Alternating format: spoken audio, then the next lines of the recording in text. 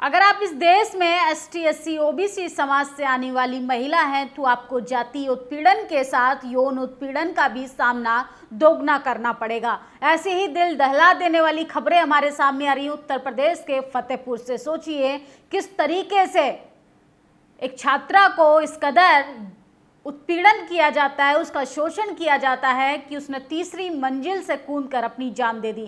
पूरा प्रशासन हाथ पर हाथ रखकर बैठा है। इसका जिम्मेदार कौन है? इन तमाम घटनाओं का जिम्मेदार कौन होता है? और इन तमाम खबरों को नज़रअंदाज कर दिया जाता है। टीवी, अखबार इन तमाम मुद्दों को अपनी डिबेट का हिस्सा क्यों नहीं बनाते? सोचिए, सोशल मीडिया पर यह खबर बहुत तेजी से वायरल हो रही है, लेकिन इस पर बात और बहस करने के लिए सिर्फ एक चुनिंदा कुछ जाति के लोग ही इस मुद्दे को क्यों उठाते हैं? सोचिए, क्या बहुजन समाज की बेटी इस देश की बेटी नहीं? क्या दलित की बेटी इस देश की बेटी नहीं? क्या आदिवासी समाज से आने वाली बेटी क्या इस देश की बेटी नहीं? सोचिए किस तरीके से बच्चियों के साथ दुर्व्यवहार होता है, उत्पीड़न होता है और उनको इंसाफ के लिए भी दर दर की ठोकरें खानी पड़ती हैं। ये एफआईआर की कॉपी देखिए। सोचिए किस तरीके से कई बार हत्या और हत्या की शक्ल में नहीं होती। उत्तर प्रदेश के फतेहपुर में 12वीं कक्षा की छात्रा प्रिया मौर्य की मौत भी ऐसी ही एक हत्या है। खबरों के अनुसार प्रिया के साथ उसके स्कूल बस के ड्राइवर ने अभद्रता की और उसके परिजन इस बात की शिकायत करने जब प्रिंसिपल के पास पहुंचे तो प्रिंसिपल ने प्रिया की ही पीड़ा को सुनकर उस पर कार्रवाई की जगह उल्टा उसी को फटकार लगा दी। क्या प्रिया उस प्रिंसिपल की बेटी होती तो क्या वह वैसा ही करता? ऐसे लोग अपनी बहन बेटियों के लिए क्यों चिंतित होते हैं? ऐसे असंवेदनशील लोग जो गुनाह कर रहे हैं वह जब लौट कर उनके घर तक पहुंच जाएंगे तो क्या होगा? समाचार माध्यमों के जरिए हर रोज हमारे देश में बच्चियों, लड़कियों, महिलाओं के खिलाफ हिंसा के मामले सामने आ रहे हैं। जरूरत है कि केंद्र और राज्य की सरकारें इसे इमरजेंसी सिचुएशन की तरह ट्रीट करें। कोई ऐसी व्यवस्था बने जहां महिलाओं के खिलाफ हिंसा की सोच के अपराधियों की रूह कांप जाए। वैसे भी एक सभ्य समाज कहलाने के लिए अभी हमें और सभ्य होने की जरूरत है। तो सोचिए किस तरीके से उत्तर प्रदेश के फतेहपुर में प्रिया मौर्य ने कैसे स्कूल ड्राइवर की करतूतों से परेशान होकर जब उसने शिकायत अपने स्कूल के प्रिंसिपल से की, उस प्रिंसिपल ने छात्रा को ही फटकार लगाई और धमकाते हुए उसे भगा दिया। सोचिए, इससे आहत होकर छात्रा ने तीसरी मंजिल से कूदकर अपनी जान दे दी। कॉलेज की छत से कूदी दिवंगत छात्रा के साथ न्याय के लिए खागा कस्बा में लोगों ने निकाला कैंडल मार्च। हैशटैग प्रिया मौर्य को न्याय दो सोशल मीडिया पर बड़ी तेजी से वायरल हो रहा है।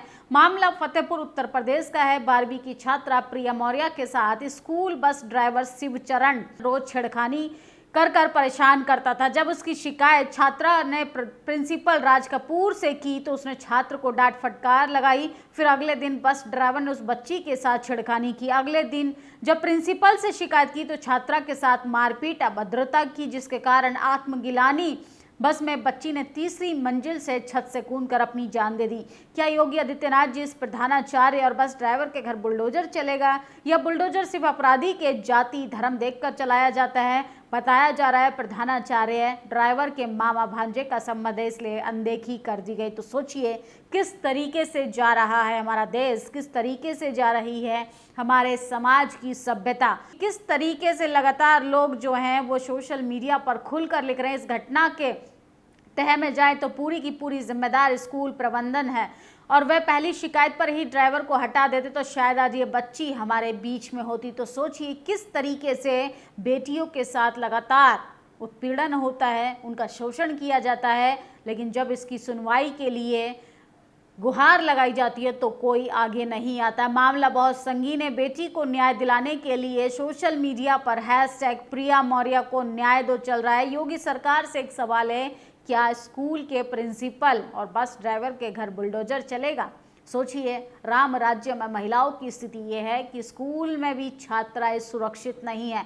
एसटी, एससी, ओबीसी समाज के लोग थोड़ी और ताकत लगा देते तो बेटी को न्याय मिल जाता। सोचिए किस तरीके से लगातार हैशटैग प्रिया मौर्य को न्याय दो ये ट्विटर पर ट्रेंड कर रहा है, लेकिन सोचिए टीवी अखबार में इन खबरों के लिए कोई जगह नहीं है। टीवी अखबार आपकी खबरों को, आपकी घटनाओं को, आपकी तकलीफों को, आपके साथ उत्पीड़न हो रहा है, इस तमाम खबरों को अब उठाना ज़रूरी नहीं समझता।